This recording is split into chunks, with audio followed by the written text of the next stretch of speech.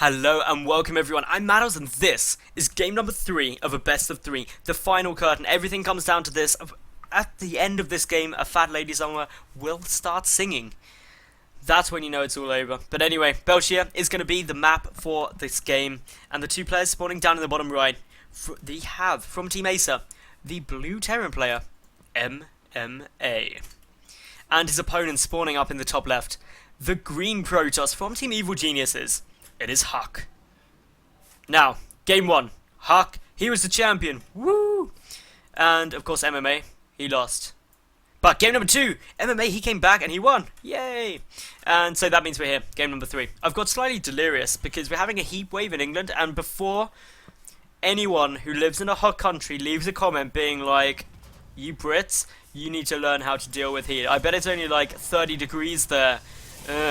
We have that like in the winter. Well, guess what? You probably also have air conditioning. You probably also have bedding and houses that aren't designed to keep heat locked inside them.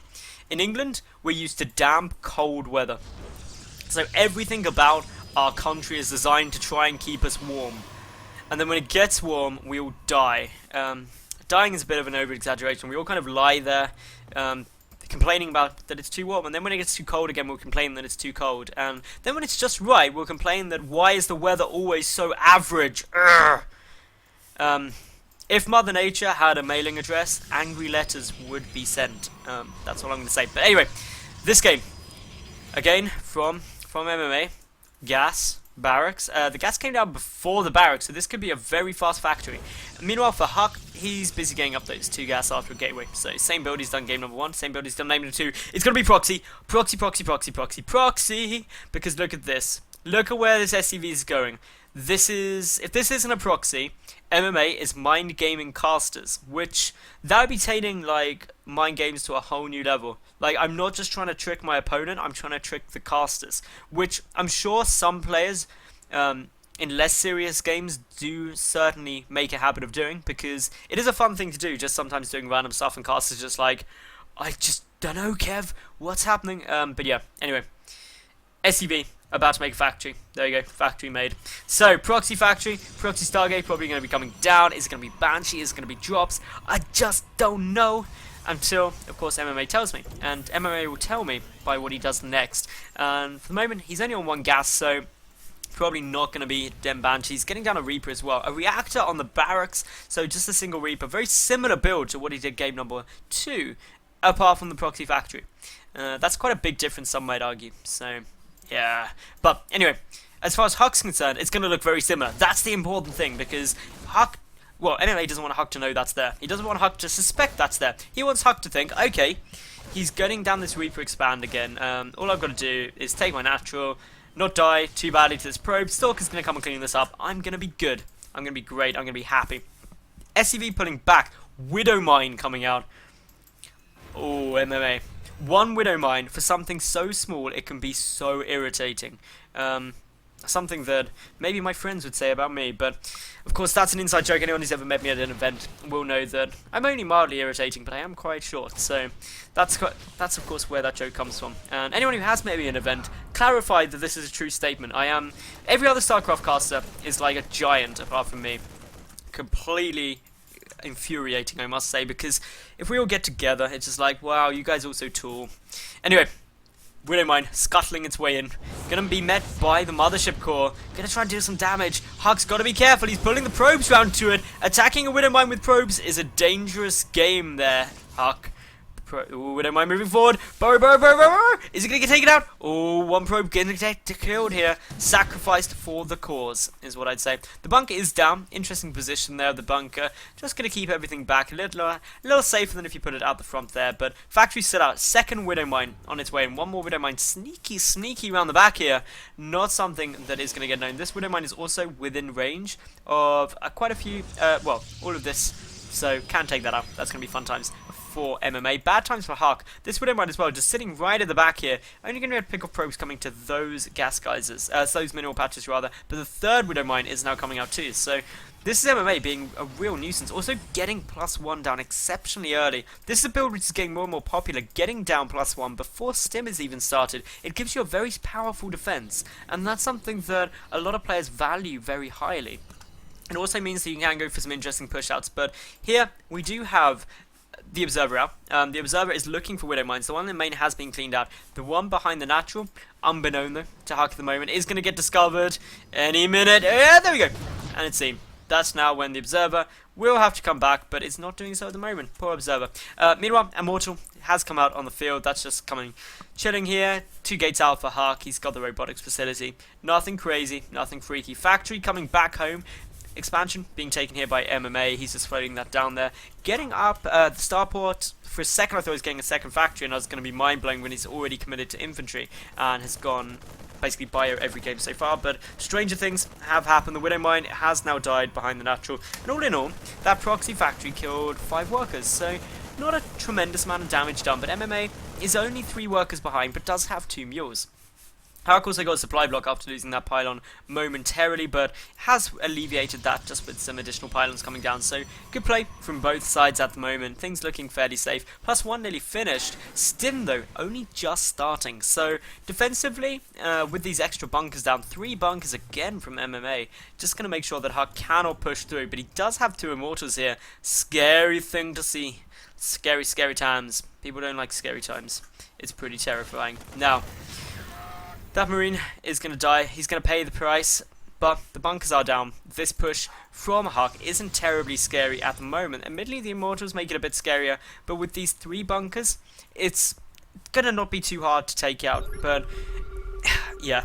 HuK at the moment can't push through this, but if a couple big more waves of warpins came in off of, might I add, 2 gates, then yeah, it can start looking to try and break it. But Medevac's now coming out. The Immortals are going to try and get prioritized first. Good force fields coming down, preventing the repair on bunker number 1. The Marines popped straight out of that.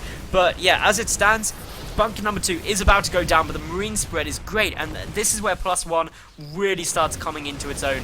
The 3rd bunker is going to be a bit of a saving grace. Grid spread, repair coming down that bunker as quickly as possible is going to stay up. HuK forced back. He committed a lot to that push. In terms of losses, HuK lost nearly 3 times the resources of MMA defending that. That is some big losses right there, and not something HuK's going to be happy with. He's busy getting down +1 ground armor. He's also getting down some additional gateways, plus a few new immortals out, but all in all, that didn't go out too well for HuK. MMA going to be very happy with how that trade occurred. The fact that he's got some good tech behind this, he's got the upgrades coming out. Stim and Combat Shield weren't even done then, but MMA has got himself supply blocked, which is not too cool. No one likes a supply block. Any kind of block is very irritating. And yeah, this is now just HuK coming in, going to get a scout out. Sees the tech labs, both still researching. That's just really letting HuK know that Stim isn't done. If there was any doubt, probably wasn't though, because obviously the army didn't stim to defend, which would have made it even more cost effective. But MMA, he's in no rush now. He's in a good spot. He's getting concussive shells down too after Combat Shield. So yeah, everything that MMA is trying to do right now is just put on a little bit more pressure. Just trying to make sure that he's able to take back this map control. Leaves 1 proxy pylon up that he didn't see. The Medevac's on the wrong side to actually pick that up with a high ground vision, which is a bit frustrating because that leaves open the door for counterattacks to start occurring. Command center, the 3rd command center, is on its way down. MMA, after the DTs of game number 2, is though getting down a missile turret, so he's going to make sure he's safe, keeping a couple of units back here, but now coming to apply some pressure of his own. Probes are coming back out. The Zeta Warpin on its way across the map from that proxy pylon that was allowed to live, but MMA, he's making his way forward. There's 4 immortals here. Photon overcharge is going to get triggered. Some good force fields there from HuK mean that a couple of units will get taken out, but good HuK pickup there from MMA will save them. The Zealots that were counter-attacking, they got taken out. There was not really much chance they'd ever get through. +1 weapons is also done for HuK. He's busy getting down +1 ground armor now, so in terms of upgrades, these two, there's going to be a small lead for MMA, who can start 2-2 once his armory finishes, which will actually turn into quite a big lead. Stalker getting taken down there as the army's getting chased out here by HuK, but MMA, he's 20 supply ahead. Also, he's ahead in the worker count, 52 to 46, with a 3rd CC now finished, +2 mules. Good times, very, very good times. We do as well have the Ghost Academy coming down here because MMA currently hasn't actually seen anything that suggests that there's a robotics bay, but he also hasn't seen the Twilight Council, so just favouring going for that Ghost Academy as opposed to Colossi. HuK does favour High Templar anyway over Colossus usually, so that's something that may just be MMA really knowing his opponent well. HuK getting down the War Prism, going to come for some more drops or attempt to drop a bit more. The third Orbital Command probably going to try and float down. This probe going to get taken out first. The 2 Marines sent first, just to make sure there's nothing too dubious there, but they missed the probe. Oh, that's irritating. If that hadn't got missed, it would have been very nice. But now, forward come these Marines and the Marauders, pushing up, getting a scan of seeing what is there. The 2-2 upgrades are nowhere near done, but 1-1 is finished a long way before plus 1-1 is done for HuK. That means that if that push had gone in then, which it isn't, it could have taken it out. But yeah, as it stands, a lot of Immortals in this composition, just ready to really try and deal with the Marauders should they come through, but the Ghosts are going to really help negate how effective they can be. The Colossus switch, or at least some kind of splash damage, is going to be required by HuK very soon. Very, very soon. This infantry army for MMA is pretty scary. The Zealot Warpin is not going to be able to deal very effectively with these Marines, with these Hellbats. The Hellbats are getting focused down actually, but 2 more coming back in. That will put an end to it. And of course from the back we do see the reinforcements coming down. HuK attempting to take his third, but it's a lot later than the third that we see here from MMA, which has been down for already quite some time. MMA massively ahead, 55 to 49 workers, plus those 3 mules. Huge income advantage here for MMA. And he hasn't even taken the gas guys yet, but when he does, if he does, he's got a gas income. Admittedly, when you're going bio, that's not a huge concern.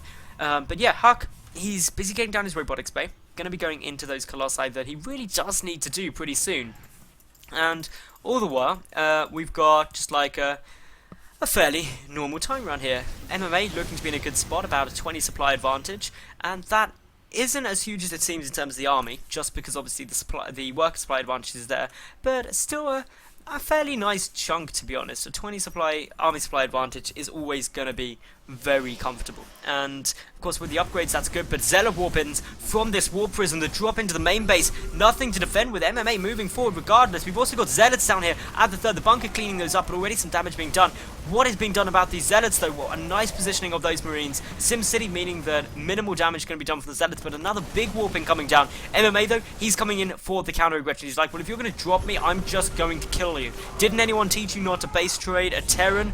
It never goes too well. The Ghosts are moving forward. We've got to be careful not to get focused down though. The EMP's going to be pretty critical. There's a big EMP. A lot of the Immortals getting caught out there. The infantry zoned out though by some great force fields. The Hellbats trying to come in, trying to tank up some more of that damage. HuK needs to be careful. All of the energy and of course shields drained from his army. This third Nexus is critically important because while the Zealot Warpins did some damage, it was nowhere near enough. MMA now picking off a good number of probes, giving himself a massive lead here. HuK's army is just melting without the shields. Those Immortals are like, well, they are like candy in the sunshine. But yeah, there's the GG. MMA takes the series 2-1. Congratulations to him. If you enjoyed the series, make sure you like the video, leave a cool comment, and of course subscribe. I get new games up daily, so I'll see each and every one of you tomorrow for yet another new cast. Thanks for watching, and bye for now.